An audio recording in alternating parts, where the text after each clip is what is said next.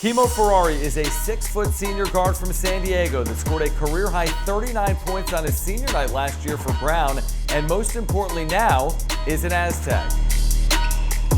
Watched Kimo in high school at Saints and then at Francis Parker. Kimo was always a great playmaker with an ability to score. Obviously playing 4 years in the Ivy League, starting last year has prepared him to be a major contributor as a transfer out of the portal. And so it's exciting to bring Kimo home to San Diego and give him an opportunity to be an Aztec in his final season of college basketball.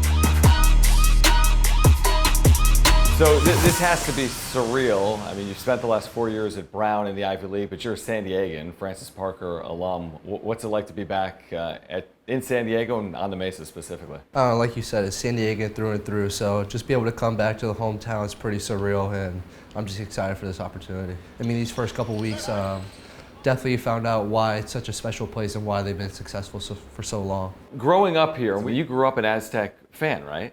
Oh, definitely. Any come to mind in terms of games that you've attended here? I remember watching U of A. I think Aaron Gordon came to town, and it was like a big game, and I mean, just really got like a little bit of a taste of how special this community atmosphere is, sold out as most of the games are here. So yeah, no, it was special. So tell us the story on how you end up from Francis Parker to Brown, but how did that come about that you had the opportunity to play at Brown? Coach Martin and Coach TJ Sorrentine, they recruited me out of high school, and I mean, ever since I stepped foot on that campus, fell in love with it. Loved them as coaches, got to know some of the guys, really liked them, and really glad I made that decision because it was a great 4 years there.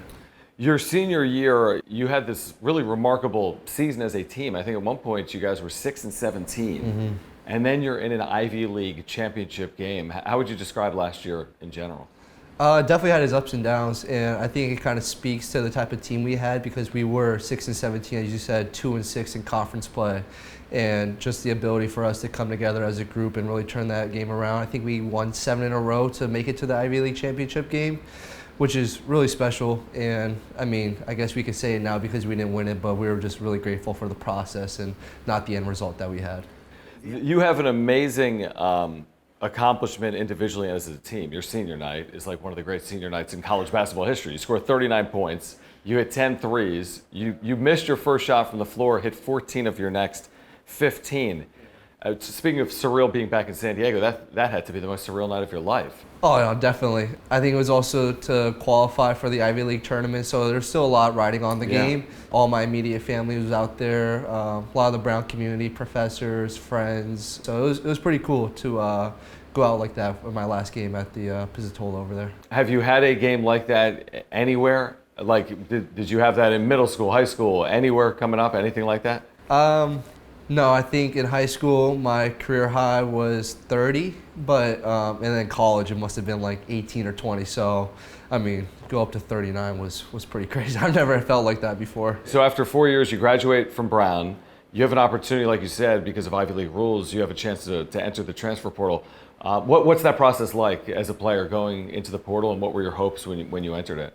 I mean, it's definitely a little nerves because I had a great time at Brown, and you really want your last year of college basketball to be something very enjoyable. So really deciphering between, oh, this is like a higher program, but not sure if like the culture is the best. But I mean, Coach Martin did a great job of helping me out, helping me throughout that process, and just being able to land at San Diego State where I know and like been here for years and know what the type of culture and the type of program that they have. Definitely pretty lucky to be here. So yeah, being at San Diego State as a fan growing up of the program, attending games inside Viejas Arena, having watched Brian Dutcher or Steve Fisher on the sidelines, to now being coached by Brian Dutcher and his staff means what to you?